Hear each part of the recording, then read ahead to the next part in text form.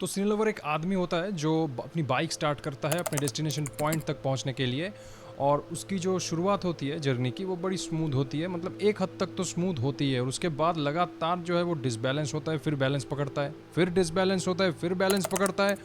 और ये डिसबैलेंस की जो इंटेंसिटी है ये भी वेरी करती है। तो ऐसे डिसबैलेंस होता है, बैलेंस पकड़ता है, करते करते वो जैसे तैसे करके डेस्टिनेशन पॉइंट क्रॉस करता है। और उस वक्त जब बाइक की तरफ हमारी नज़र जाती है तब ऐसा लगता है बाइक जो है कांप रही है, पुर्जे जो है वो छिटक रहे हैं, यानी रिपल्स कर रहे हैं, हवा निकली हुई है टायर की।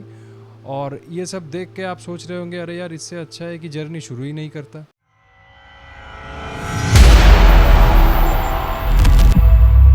तो सिने लवर बात करेंगे कॉन्ज्यूरिंग लास्ट राइट इस फिल्म की, जो कि कॉन्ज्यूरिंग यूनिवर्स की आखिरी फिल्म है, यही बात कही जा रही है। लेकिन शायद ये आखिरी नहीं है, इसके बाद शायद वो यूनिवर्स अलग तरीके से एक्सपेंड करेगी, अगर करे तो।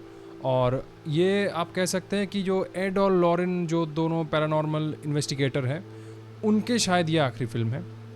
तो चलिए दोस्तों देख लेते हैं डायरेक्ट कि फ़िल्म कैसी लगी। मैं कहानी को लेकर ज़्यादा डिस्कस नहीं करूँगा क्योंकि वो डिस्कस करने लायक कुछ है भी नहीं। डायरेक्ट चलते हैं कि फ़िल्म आखिर कैसी रही, क्या उम्मीदों पे खड़ी उतरी।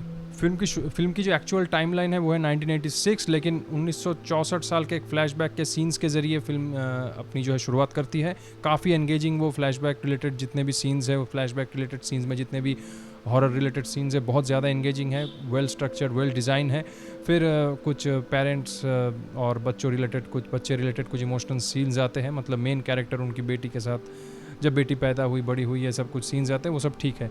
फिर उसके बाद जो कहानी, मेन जो कहानी है वो पेंसिल्वेनिया की जो एक फैमिली इफेक्ट होती है और उनकी मदद जो है ये दो पैरानॉर्मल इन्वेस्टिगेटर कर पाते हैं या नहीं, ये जो मतलब प्लॉट है ये शुरू होने में थोड़ी लेट हो जाती है। उससे पहले वो जो एड लॉरेन की बेटी जो है उसकी जो लव स्टोरी है ये सब चल रही है। मुझे ऐसा लग रहा है कि अरे यार डायरेक्ट प्लॉट में घुसो ना, ये क्या हो रहा है। ऐसा नहीं है कि वो जो रोमांटिक या जो उसका जो बॉयफ्रेंड है वो रिलेटेड जो सीन्स है वो बोर करती है, मैं बोर नहीं करते, अच्छे से प्रेजेंट की गई है। लेकिन मैं बोर हो रहा हूँ, आप मेरे से रिलेट नहीं भी कर सकते। मुझे ऐसा लगा अरे यार मेन प्लॉट में घुसो। फिर जैसे जैसे फिल्म आगे बढ़ती गई मेरी जो उम्मीदों के टायर की हवा है वो निकलती गई। मैं बस सोच रहा हूँ यार जितने भी ये कैसे हो सकता है। कॉन्ज्यूरिंग 2 मेरी नज़र में कॉन्ज्यूरिंग सीरीज़ की बेहतरीन फिल्म है, सबसे अच्छी। फिर उसके बाद 1, उसके बाद 3। हालांकि 3 मैंने जब देखी थी मुझे कुछ खास नहीं लगा। मुझे ऐसा लगा अरे यार ये तो इन्वेस्टिगेटिंग थोड़ा ज़्यादा हो गया, सुपरनैचुरल ज़्यादा हो गया, हॉरर कम हो गया, मुझे ऐसा लगा। लेकिन ये कॉन्ज्यूरिंग 4 देखने के बाद मुझे ऐसा लगा कॉन्ज्यूरिंग 3 तो इससे 1000 गुना बेहतर है। हालांकि दोनों ही शायद सेम डायरेक्टर हैं, if I am not wrong, मतलब कॉन्ज्यूरिंग 3 और कॉन्ज्यूरिंग 4। मज़ा नहीं आया, नहीं मेरे ख्याल से सेम डायरेक्टर नहीं है, मैं गलत भी हो भी सकते हैं, नहीं भी हो सकते, खैर। लेकिन कॉन्ज्यूरिंग 3 को जो लोग गलिया रहे थे वो तो इससे अच्छी है। मैं जब सीन्स को याद कर रहा हूँ, हाँ कॉन्ज्यूरिंग थी तो उसके मुकाबले तो अच्छी है। तो मैंने सोचा यार क्यों बनाया, देख कर ऐसा लगा कि जैसे तैसे करके बस इस कॉन्ज्यूरिंग एड और लॉरेन की जो मतलब एड और लॉरेन की जो कहानी है इसे ख़त्म करनी है जैसे तैसे करके। मैं जो हॉरर सीन की जो बिल्डअप है वो ठीक है, नॉर्मल है, और हॉरर सीन की जो डिज़ाइन है मैं तो भाई नहीं डरा। और जब मुझे ऐसा लग रहा है यार क्या हॉरर सीन के बिल्डअप डिज़ाइन है, मैं बिल्कुल भी डर नहीं रहा। तो उस वक्त कुछ ऐसे हो सकता है सीन्स आते हैं नो डाउट जो थोड़ी तो रिलीफ देते हैं, लेकिन वो ज़्यादा सस्टेन नहीं करते हैं। लेकिन मेजॉरिटी जो हॉरर रिलेटेड सीन है या जंप स्केयर जो मोमेंट्स हैं, रोंगटे खड़े हो जाते हैं, वो बेकार है, बिल्कुल भी नहीं होते। तो मैं तो बहुत ज़्यादा डिसअपॉइंट हुआ। मेरी उम्मीद बिल्कुल नहीं थी इस फिल्म से। एक्टिंग की बात की जाए तो फिल्म क्या बोलूँ, एक्टिंग तो सभी की अच्छी है। और मैं यहाँ एक और कारण से डिसअपॉइंट हुआ कि क्योंकि हॉलीवुड फिल्म जानी जाती है अपनी कास्टिंग के लिए। रील और रियल लाइफ में फ़र्क ही नहीं होता, इनकी कास्टिंग इतनी बेहतरीन होती है। बिग बजट फिल्म में भी वो नॉन स्टार को ले लेते हैं क्योंकि उन्हें लगता है यही कास्टिंग, यही मतलब परफेक्ट है इस रोल के लिए। इट डजेंट मैटर कि उसकी पॉपुलैरिटी क्या है, कंटेंट पे भरोसा है, फिल्म निकल जाएगी। तो इस तरह की मानसिकता का जो हॉलीवुड है, तो एड और लॉरेन की जो बेटी है उस बेटी की जो कास्टिंग है वो कास्टिंग देखकर भाई मुझे ऐसा लगा कि वो अगर मैं टाइम लाइन को कंपेयर करूँ 64 और 86 मतलब 22 साल, तो वो बिल्कुल भी 22 साल की नहीं लगी, वो 30 या अबव 30 की मुझे लगी। और ऐसा लगता है कि वो 30 साल की वो कॉलेज स्टूडेंट नहीं होती कि कॉलेज पास आउट ही नहीं कर पा रही, 30 साल से कॉलेज में है, ऐसी लगी उसकी कास्टिंग। बाकी सब चीज़ें बेहतर थी, कास्टिंग नो डाउट, लेकिन वो जो डराना है वो फिल्म बिल्कुल भी नहीं पाती।